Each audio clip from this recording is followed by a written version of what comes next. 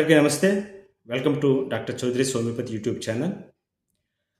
గతంలో మనం మాట్లాడుకున్న ఒక టాపిక్ పీసీఓడి. దాని కొనసాగింపుగానే ఇప్పుడు ఈ వీడియో కూడా చేయటం జరుగుతుంది. సాధారణంగా డాక్టర్ దగ్గరికి వచ్చే అమ్మాయిల్లో 10 మంది అమ్మాయిలకి 8 మందికి పీసీఓడి అనేది లేదా ఇర్రెగ్యులర్ మెన్సెస్ రూపంలో వస్తూ ఉంటారు. దాన్ని మనం స్కానింగ్ పంపించినప్పుడు అక్కడ ఉండే డాక్టర్స్ పీసీఓడి అని నిర్ణయించడం జరుగుతూ ఉంటుంది.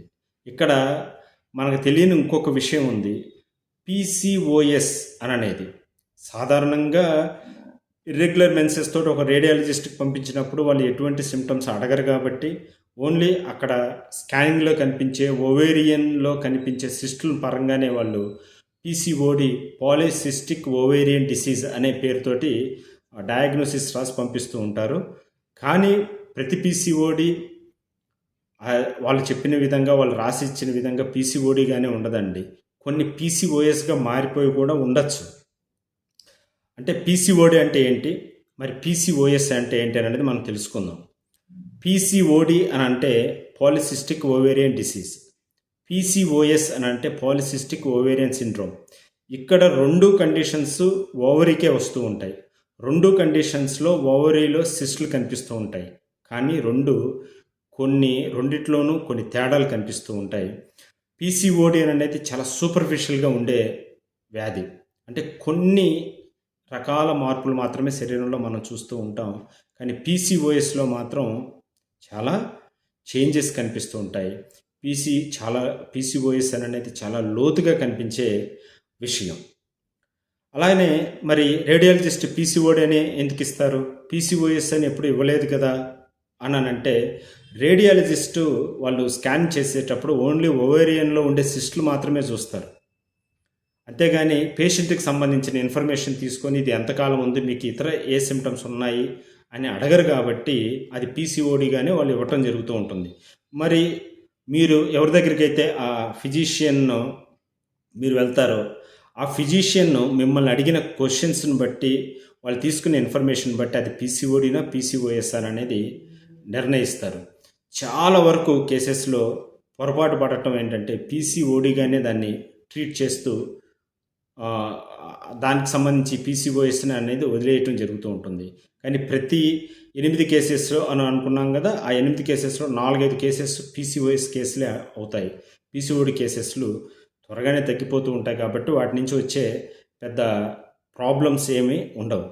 మరి పీసీఓడికి పీసీఓఎస్కి మనం ఎలాగ డిఫరెన్షియేషన్ గుర్తుపట్టాలి అని అంటే, పీసీఓడి పీసీఓఎస్ రెండిటికి దాదాపుగా కారణాలు ఒకటే.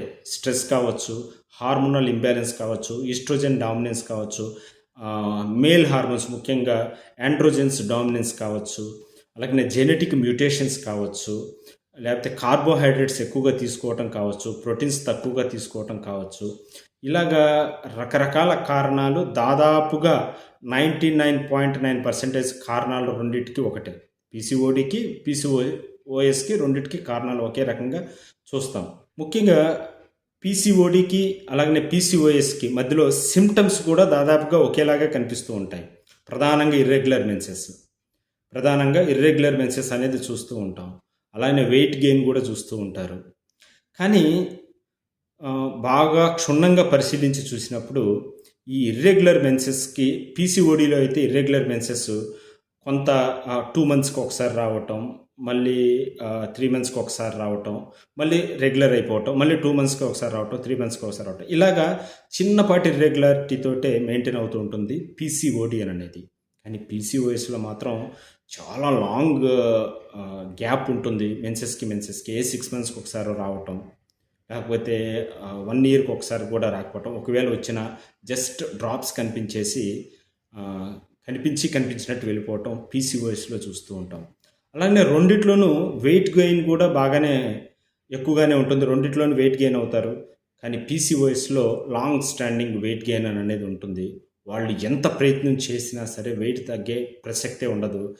కానీ పీసీఓడిలో కొంత ట్రై చేస్తే, కొంత డైట్ ఫార్ములాస్ మనం ట్రై చేస్తే పీసీఓడిలో వెంటనే కొలిక్కి వస్తూ ఉంటారు. అలాగనే ఓవ్యులేషన్ పీసీఓడిలో అయితే కొంతమందిలో ఎటువంటి మెడిసిన్స్ తీసుకోకపోయినా సరే ఓవ్యులేషన్ జరుగుతూ ఉంటుంది. కానీ మెన్సెస్ మాత్రం 2-3 మంత్స్‌కి ఒకసారి కనిపిస్తూ ఉంటుంది.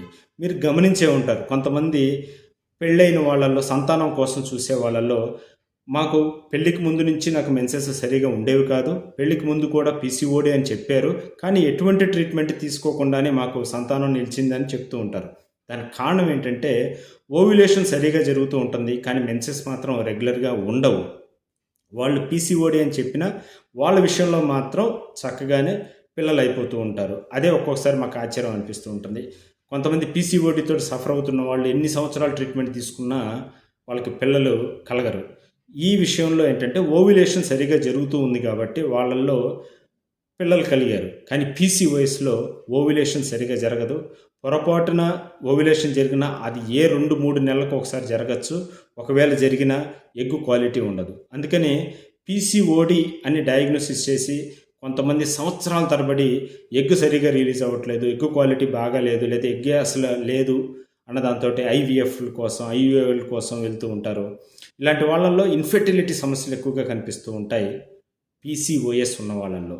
సో పీసీఓడీలో ఎంతో కొంత పర్వాలేదు కానీ పీసీఓఎస్లో మాత్రం ఈ ఇన్ఫెర్టిలిటీ సమస్యలు మాత్రం బాగా గమనిస్తుంటాయి. అలాగనే హిర్సుటిజం లేదా అన్వాంటెడ్ హెయిర్. ఈ పీసీఓడీలో అక్కడక్కడ చిన్నపాటి నూలులాగా హెయిర్ మగవాళ్ళల్లో వచ్చినట్లు కనిపిస్తూ ఉండొచ్చు. దీన్ని హిర్సుటిజం అని అంటారు.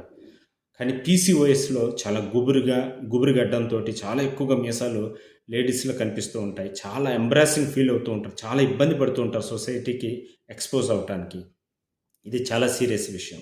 ముఖ్యంగా పీసీఓడీలో కంటే పీసీఓఎస్లో షుగర్ వచ్చే ఛాన్సెస్ ఎక్కువ. వాళ్ళకి చిన్న వయసులోనే డయాబెటీస్ లక్షణాలు కనిపిస్తూ ఉంటాయి. షుగర్ లక్షణాలు కనిపిస్తూ వాళ్ళు ఒబీజ్ అయిపోవటము, లేకపోతే థిన్ అయిపోవటము, ఇన్సులిన్ రెసిస్టెన్స్ ఎక్కువగా కనిపించటము, ఎంత ప్రయత్నం చేసినా, ఎంత డైట్స్ చేసినా, ఎంత ట్యాబ్లెట్స్ వాడుతూ ఉన్నా సరే ఈ పీసీఓఎస్ అనేది అస్సలు కంట్రోల్లోకి రాదు. అంటే డయాబెటీస్ కంట్రోల్లోకి రాదు పీసీఓఎస్ ఉన్న వాళ్ళల్లో. కానీ పీసీఓడి ఉన్న వాళ్ళల్లో ఎంతో కొంత డైట్ చేయగలిగితే ఆటోమేటిక్గా పీసీఓడి కంట్రోల్ అయిపోతూ ఉంటుంది. చాలామంది ఈ విషయం ఎక్కడ వస్తుందనంటే, మాతో పాటు వచ్చిన వాళ్ళకి పీసీఓడి ఉంది, మీరు 2-3 నెలల్లోనే దాన్ని ట్రీట్ చేసేసారు, వెంటనే వాళ్ళకి మెన్సెస్ వచ్చేసే రెగ్యులర్, నా కేసు మాత్రం పీసీఓడినే, మీరు ఎన్ని నెలలు తీసుకున్నా ఇప్పటివరకు మాది సరి అవ్వలేదు అని బాధపడుతూ ఉంటారు. ప్రధాన కారణం ఇదే. పీసీఓడి వాళ్ళకంటే పీసీఓఎస్ వాళ్ళు చాలా కాలం పాటు ట్రీట్మెంట్ తీసుకోవాల్సి వస్తూ ఉంటుంది. పీసీఓడి వాళ్ళకంటే పీసీఓఎస్ పేరెంట్స్ ఎవరికైతే డయాబెటీస్ ఎక్కువగా ఉంటుంది, పేరెంట్స్కి ఇద్దరికే డయాబెటీస్ హిస్టరీ ఉందని అనుకోండి, అలానే మదర్కి ఎక్కువగా పీసీఓడితో ఒకప్పుడు వాళ్ళు సఫర్ అయి ఉంటే ఆ కిడ్కి పీసీఓఎస్ వచ్చే అవకాశాలే ఎక్కువ. సిండ్రోమ్లోకి ఈజీగా వెళ్ళిపోతూ ఉంటుంది. ప్రధానమైన తేడా ఎక్కడ కనిపిస్తుంది అంటే పీసీఓడి, పీసీఓఎస్లో మెటబాలిక్ ఇన్వాల్వ్మెంట్ ఎక్కువగా ఉంటుంది. పీసీఓడి చాలా సూపర్ఫిషియల్గా ఉంటుంది. చాలా పైనే కొంత డైట్ చేసినా, కొంత లైఫ్ స్టైల్ మార్చుకున్నా, కొన్ని నెలలు మాత్రమే మెడిసిన్స్ వాడినా పీసీఓడి ఈజీగా వెళ్ళిపోతుంది.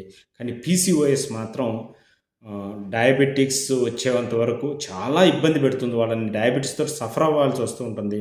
దట్టు పేరెంటల్ హిస్టరీ స్ట్రాంగ్గా ఉంది, వాళ్ళు కూడా విపరీతంగా హార్మోనల్ ట్యాబ్లెట్స్ వాడేసి ఉంటే మాత్రం ఈ పీసీఓఎస్ పర్సన్స్ చాలా ఇబ్బంది పడాల్సి వస్తూ ఉంటుంది.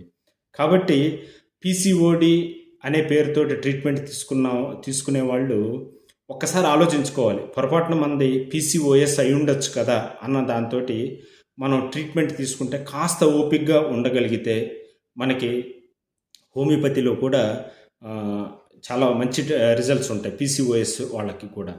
పీసీఓడికి సంబంధించిన రిజల్ట్స్ మన యూట్యూబ్ ఛానల్లో మీరు చూడొచ్చు.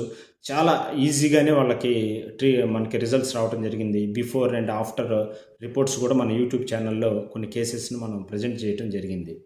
కాబట్టి ఈ పీసీఓడి పేరుతో పీసీఓఎస్కి ట్రీట్మెంట్ తీసుకునే వాళ్ళు, దాని మీద అవగాహన ఉన్నవాళ్ళు ఏదైనా హోమియోపతి ట్రీట్మెంట్ కానీ ఏదైనా ట్రీట్మెంట్ మీరు తీసుకునేటప్పుడు కాస్తంత ఓపికగా ఉండాలి. ఓపికగా ఉండగలిగితేనే ఆ పీసీఓఎస్ని జయించగలం. లేకపోతే మీరు ఎన్ని ట్రీట్మెంట్లు తీసుకున్నా సరే ఆ పీసీఓఎస్లోకి ఒక్కసారి కూరుకుపోతే ఫెర్టిలిటీ సమస్యలు ఎదుర్కోవాల్సి వస్తుంది, అలాగనే ఒబిసిటీ సమస్యలు ఎదుర్కోవాల్సి వస్తుంది, అలాగనే డయాబెటీస్ని కూడా ఎదుర్కోవాల్సి వస్తుంది. ఎంత మాత్రము కంట్రోల్లోకి రాదు.